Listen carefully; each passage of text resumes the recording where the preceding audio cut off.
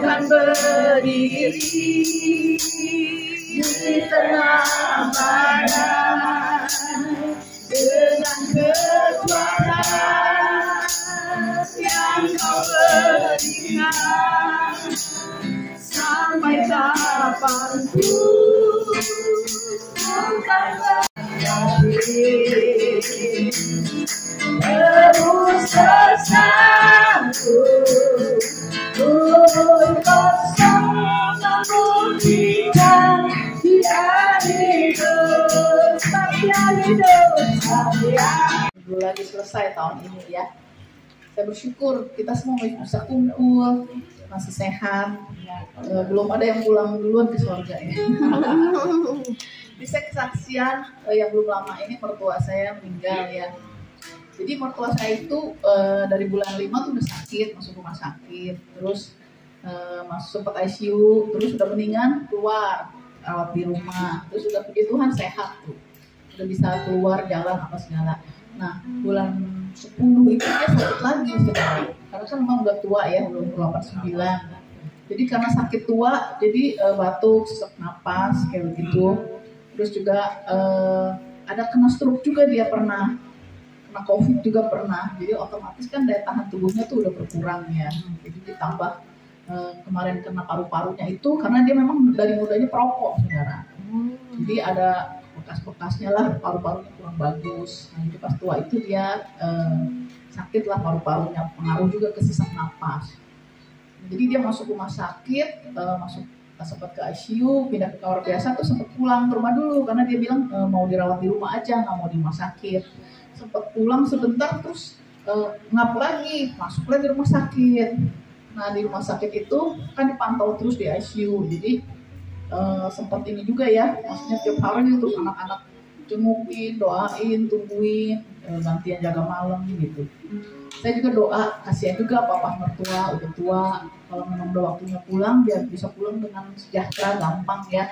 Karena di rumah sakit juga kasihan saudara, dimasukin infus, ditusuk sini sama, belum obat masuk. Kalau nggak kuat kan secara manusia kan sakit ya, nggak bisa napas, terakhir dibolongin saudara ini. Waduh, karena udah susah napas, dibolongin, kasihan. Jadi masuk ke sini bantuin dia napas karena dari atas kan udah nggak masuk pakai bolong yang itu apa namanya, dibantu bolongin gitu. Jadi kasihan secara manusia, kasihan gitu kalau orang tuh sampai udah tua sakit ya, ditusuk ini tusuk itu, belum obat-obat masuk. Jadi secara manusia saya juga berdoa, gimana nih Tuhan ya mertua saya ini, puji Tuhannya dia tuh udah dalam Tuhan. Jadi beberapa tahun lalu tuh dia tuh udah terima Tuhan, dibaptis saudara. Jadi tadinya kan latar belakangnya kan biasa agama Buddha ya, namanya orang Chinese Toto gitu. Mama mertua saya duluan percaya Yesus, terus dia juga rindu suaminya, papa mertua saya bisa percaya Yesus. Akhirnya didoakan, mau tuh papa mertua saya percaya Yesus, dibaptis di gereja. Jadi dibaptisnya tuh lagi usia tua saudara, jadi dipuntuh rame-rame masuk ke kolam renang. Puji Tuhan, dicemplungin, udah rambut putih ya, masih sehat waktu itu, belum kena stroke, masih bisa jalan. Berapa tahun kemudian, nah sakit lah kemarin. Terus selama berapa minggu lah, kira-kira hampir sebulan lah ya, 3 minggu lebih. Jadi kan semua pada ngedoain, terus nah, pas satu hari itu, pas suami saya tungguin papanya di ICU, saya di rumah sama anak saya.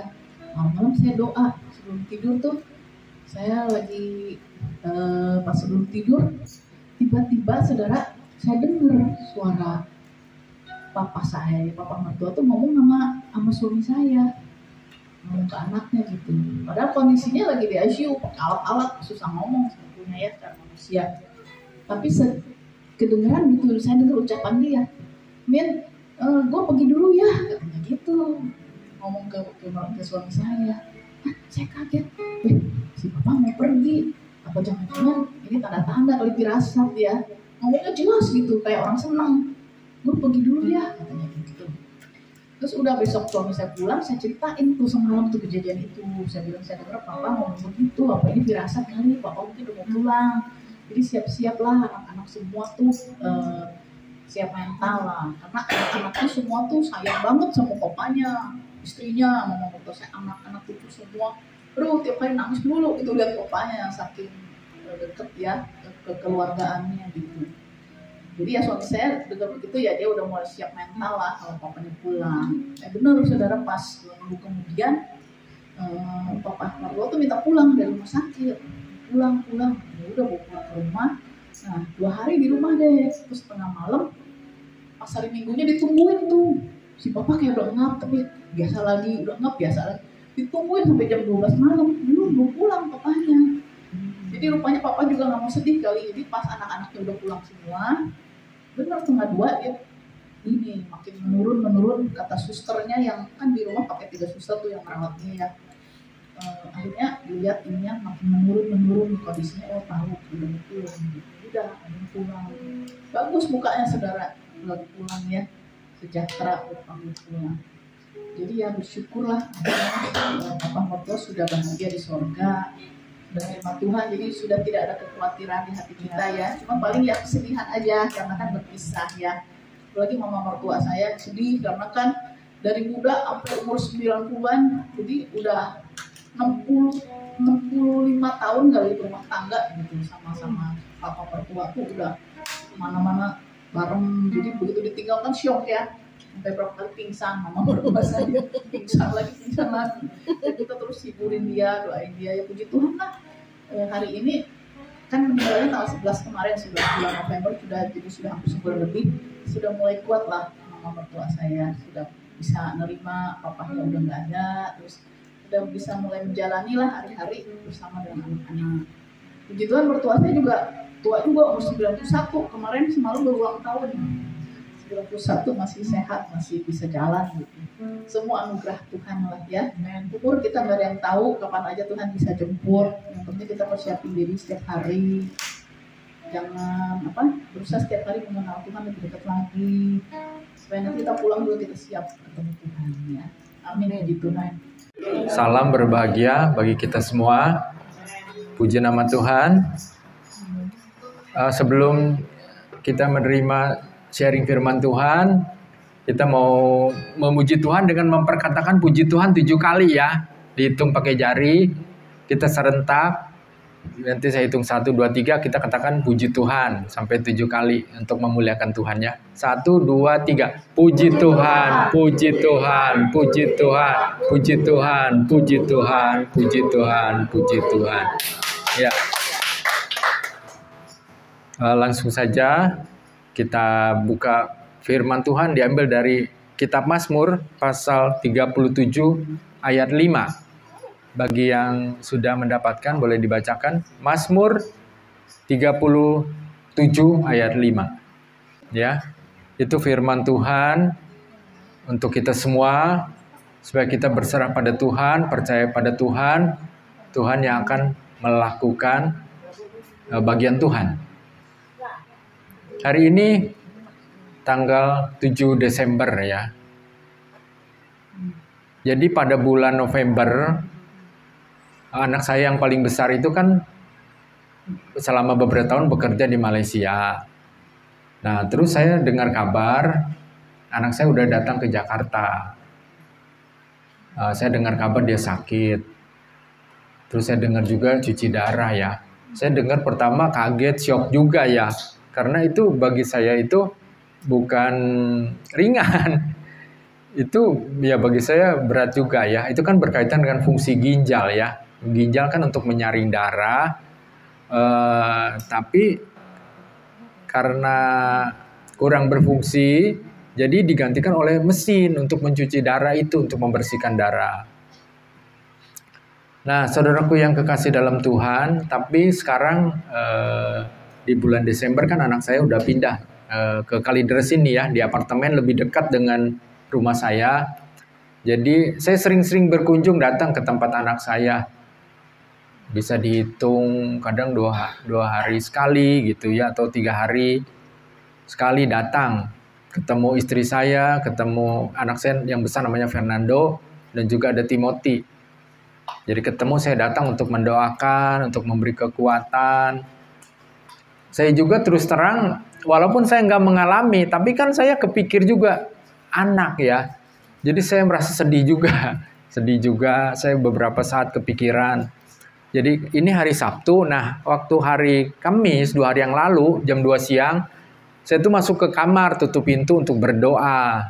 Ya kan firman Tuhan bilang, kalau ada perkara, persoalan, masuk ke kamar, kunci pintu kamar, berdoa, berseru kepada Tuhan, kepada Bapa di sorga. Jadi saya lakukan itu. Saya doa, Tuhan, firman-Mu berkata, kalau ada persoalan, perkara, untuk berdoa, masuk ke kamar. Dan saya berseru mendoakan tentang anak saya. Nah, saya dapat suara di hati nurani saya bahwa Tuhan akan menyembuhkan Fernando. Fernando itu nama anak saya yang paling besar ini ya. Ya, saya dengar itu lega juga. Terus ada kata percaya saja, maksud percaya saja kepada Tuhan. Lalu saya dapat ayat firman Tuhan. Ayat firman Tuhannya, teguhkanlah dan kuatkanlah hatimu. Itu ada di kitab Yosua ya, kitab Yosua. Jadi itu juga memberkati kepada saya untuk saya itu kuat gitu ya. Saya terus terang juga dengar ini sebenarnya ngalami kelemahan tempat berpikir ya. Untuk saya tetap kuat, teguh. Nah, waktu saya kunjungan ke istri saya, ke Fernando, ke anak saya Timothy, saya share. Saya sharingkan apa yang saya alami, saya kuatkan mereka, saya doakan mereka ya. Dan juga punya pengharapan ya, punya pengharapan beriman pada Tuhan untuk kalau dengar berita gembira nanti satu saat ya. Nanti kan mau terus aja berdoa pada Tuhan menurut waktu Tuhan kalau anak saya sudah lepas, bebas, nggak usah lagi cuci darah. Nah kan lebih lega lagi ya. Jadi terus terang seminggu 2 kali. Jadi kan otomatis terganggu juga ya kalau pekerjaan atau masa depan. Usia masih 27 tahun bujangan. Ya. Ya terus kedepannya juga ya teruslah saya masih ngadain kunjungan ke tempat anak saya, terus beri kekuatan, pengharapan. Saya sampaikan hal-hal yang menyangkut rohani maupun jasmani. Ya. Nah, dalam kehidupan ini yang saya mau share firman Tuhan, walaupun kita ngalami ya yang hal yang enak maupun ini kan persoalan perkara yang secara jasmani tidak mengenakan, tapi hendaknya kita tuh bereaksi benar, ya. Berkaitan dengan bereaksi benar, tetap percaya Tuhan, ya, berserah juga ya. Apa yang bisa kita lakukan, ya kita lakukan bagian kita kan, berdoa, memberi kekuatan, tapi kesembuhan itu di pihak Tuhan. Ya, kesembuhan di pihak Tuhan untuk kita selalu bereaksi benar. Contoh di Alkitab ada juga 3 nama bersaudara ya, Lazarus, Maria, dan Marta. Waktu itu mereka bersaudara, waktu itu Lazarus kan sakit. Mereka sudah bereaksi benar menyampaikan kabar berita itu kepada Tuhan Yesus. Waktu itu kan Tuhan Yesus ada di bumi lah. Sekarang kalau Tuhan Yesus ada di sorga, kita hanya bisa berdoa kan. Nah, tindakan bereaksi benar berdoa kepada Tuhan, baik doa pribadi maupun 2-3 orang berkumpul untuk mendoakan kesembuhan. Di Alkitab dicontohkan ada hal-hal yang benar seperti di Perjanjian Lama Daniel, Sadrak, Mesak, Abednego pun bereaksi benar untuk setiap perkara. Kalau Daniel pernah terancam nyawanya kan, waktu itu Raja Nebukadnezar bermimpi. Coba ceritain mimpi saya apa? Kan sulit ya, saya mimpi apa? Tapi Daniel bereaksi benar, dia mencari Tuhan, berdoa sampai Tuhan singkapkan. Jangan bereaksi salah. Ini contoh pengalaman kesaksian yang bereaksi salah. Di sini kan ada sepasang suami istri. Udah menikah. Mereka tuh terjadi perbedaan pendapat, pertengkaran hanya gara-gara suami lupa mengucapkan istrinya waktu ulang tahun ucapan selamat berulang tahun. Hanya gara-gara itu saja ya. Jadi suaminya kan kerja, sibuk, ngurus. Ya. Suaminya pengusaha ikan hias, akuarium gitu, bikin akuarium, jual-jual ikan hias, udah 16 tahun lamanya, dia kan sibuk ya. Nah, istrinya berulang tahun. Sampai udah sore, petang, baru anaknya ingetin, "Pah, hari ini mama ulang tahun." "Oh iya ya, papa lupa." Dia buru-buru ke bakery. beli roti, beli cake, untuk tiup lilin, ngucapin happy birthday begitu. Setelah suaminya beli cake, lilin, lalu pulang ke rumah, begitu disampaikan ke istrinya nggak terima, marah. Dia bilang, pagi-pagi itu dari Amerika udah ngucapin saya berulang tahun, kamu kok lupa gitu. Nah itulah, mungkin ini belum kedewasaan ya, belum kedewasaan. Mestinya kan reaksinya mestinya kan nggak apa-apa, tapi istri ini nggak bisa terima, ya marah-marah. Kamu udah satu rumah, ibaratnya satu kamar, kok bisa lupa ngucapin selamat ulang tahun. Istrinya udah dijelasin gimana juga nggak mau terima, tetap marah-marah. Akhirnya udah nggak usah ini dirayain, ditiup apa gitu ya. Nah suami juga lagi proses, belum dewasa iman juga. Suami juga terpancing marah sampai terjadi tindakan yang di luar dugaan ya. Itu cake-nya sampai ini ke muka istrinya, tambah marah lagi. Mereka mau pisah rumah, mau nggak sampai bercerai sih akhirnya ya. Nah itulah, itu beraksi salah saudaraku ya. Jadi makanya lah saya diingatkan juga waktu saya doa sebelum nanti mau sampaikan share apa, waktu di dapur saya diingatkan Tuhan tentang perumpamaan. Ada dua orang yang membangun rumah di atas dua macam dasar kan. Yang satu bangun rumah di atas fondasi batu-batu yang kuat, yang satu bangun di atas pasir kan. Lalu akan datang badai, topan. Kalau fondasinya kuat, bangunannya kokoh. Tapi yang bangun di atas pasir, rumahnya hanyut. Itu menggambarkan iman percaya kita sebagai orang Kristen. Di sini puji Tuhan kalau lancar-lancar saja ya, tidak ada masalah, misalnya sehat, keuangan cukup, semua oke ya, puji Tuhan lah, bisnis lancar, anak sekolah lancar, semua sehat. Oke ya, bagus puji Tuhan. Tapi saya ini sekarang November, Desember lagi ada persoalan, ya persoalan terutama anak saya. Tapi saya sebagai orang tua kan harus bertanggung jawab juga ya, responsibel artinya harus perhatian. Harus mendoakan, apa yang saya bisa lakukan lah, mendoakan, memberi nasihat, menguatkan. Ya. Nah, jadi tetap aja reaksi kita harus ya udah ibaratnya lari ke Tuhan, hanya bisa berseru kepada Tuhan, hanya percaya kepada Tuhan. Ya, harus bereaksi benar sebagai anak Tuhan. Dan kita anak Tuhan itu ingat ada di garis bawahi responsible. Responsible bahasa Inggris artinya tanggung jawab. Tanggung jawab tuh ada istilah sebab akibat atau tabur tuai. Betul. Jadi kita manusia ini dikasih pilihan-pilihan atau free will. Melakukan tindakan yang tepat hasilnya tepat. Melakukan tindakan yang salah, keliru, akibatnya keliru. Jadi ada dua hal, jasmani dan rohani dalam kehidupan manusia. Saya contohkan dulu hal jasmani. Dalam kesehatan misalnya. Kalau kita makan yang tepat ya, makanan yang sehat, sayuran, buah-buahan, kan tubuh kita sehat. Tapi kalau kita makan salah, misalnya kolesterol kebanyakan, banyak berminyak-minyak, kan kena stroke, penyumbatan darah, ya. Jadi darah nggak lancar, itu karena salah makan. Jadi makan itu harus dipilih, ada makanan yang sehat dan tidak sehat. Itu kan pilihan kita. Nah itu responsibel, ketanggung jawab kita. Ya seperti contohnya Pak Yusuf juga punya kesaksian karena satu penyakit itu karena salah makan ya, memilih menu salah yang makan. Jadi ada akibat. Jadi ada sebab akibat. Begitu pula rohani, hal rohani. Tuhan menghendaki kita setia, percaya sama Tuhan. Tuhan kan nanti akan memberi upah, peninggian, bonus semua dari Tuhan. Itu kalau bereaksi benar, bersikap benar. Contoh di Alkitab itu Abraham. Kenapa Abraham bisa diberkati Tuhan? Disebutkan di situ saya dengar dari audio ya, audio Bible yang punya grup Pas Agape kan ada tuh audio. Kalau saya dengarnya audio Bible, kalau saudara-saudariku baca ya puji Tuhan sama-sama diberkati. Kenapa Abraham itu bisa diberkati Tuhan? Itu karena disebut Abraham itu memegang teguh firman Tuhan, melakukan firman Tuhan. Itu salah satu kunci rahasianya. Ya. Jadi puji nama Tuhan juga dengan setiap hari kita audio Bible 3 pasal juga diberkati baik membaca maupun audio Bible. Terus saja diberkati Tuhan.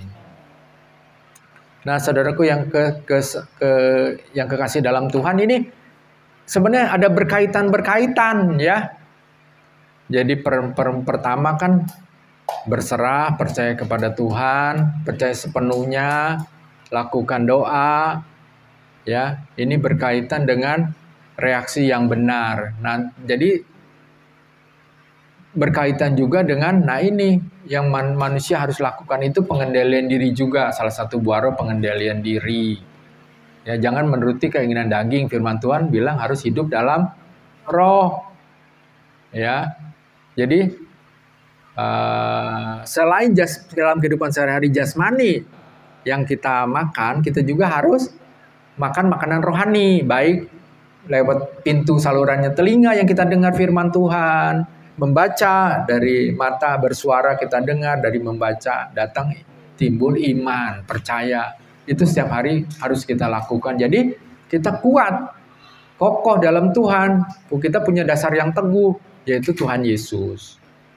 Jadi saudaraku, kita bersyukur ya diwarisi firman Tuhan yang tertulis saat sekarang ini yang bisa kita baca.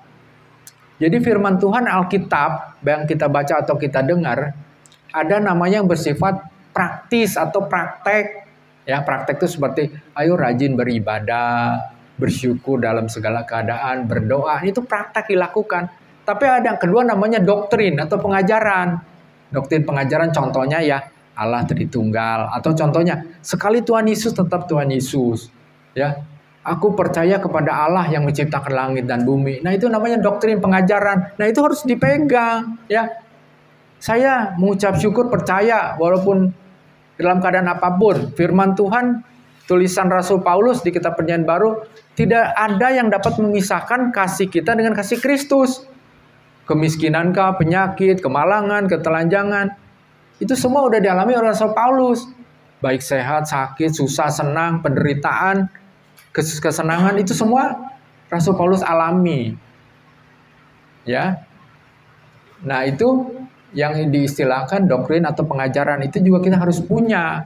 Bisa didapat lewat firman Tuhan yang kita pegang ya. Misalnya punya ayat-ayat yang favorit, ayat Alkitab yang favorit, kita punya ayat firman Tuhan yang favorit apa? Kita ingetin, hafalin. Ya.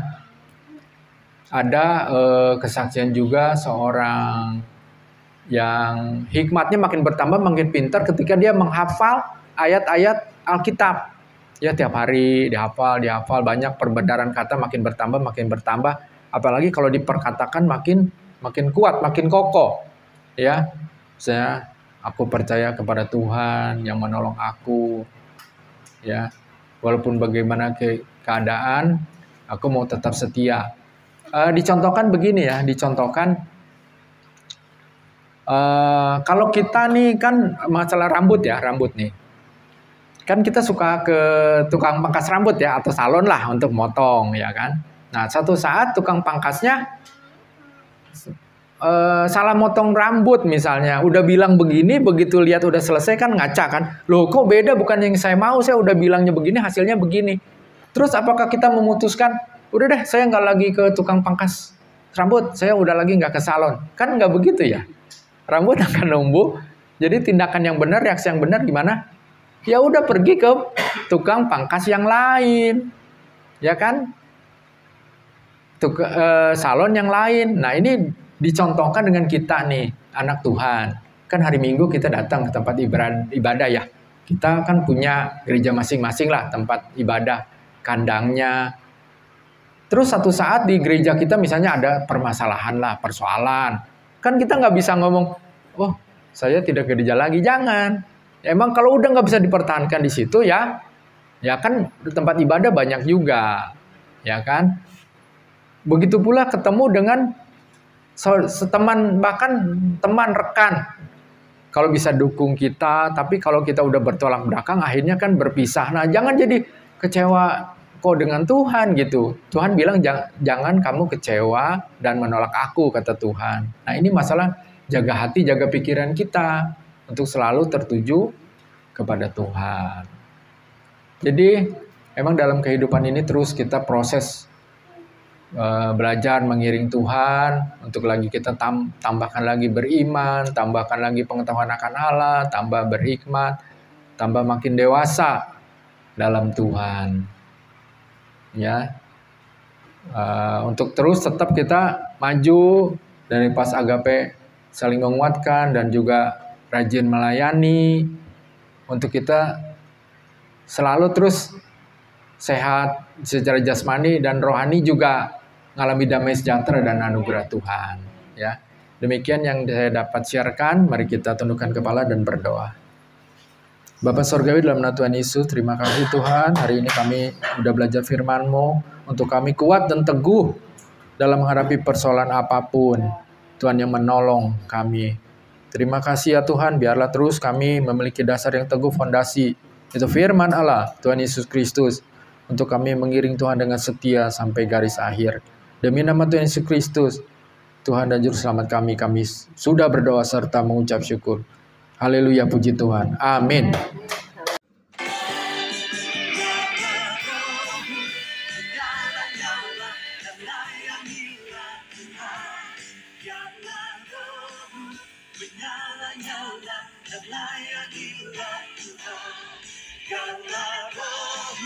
Menyala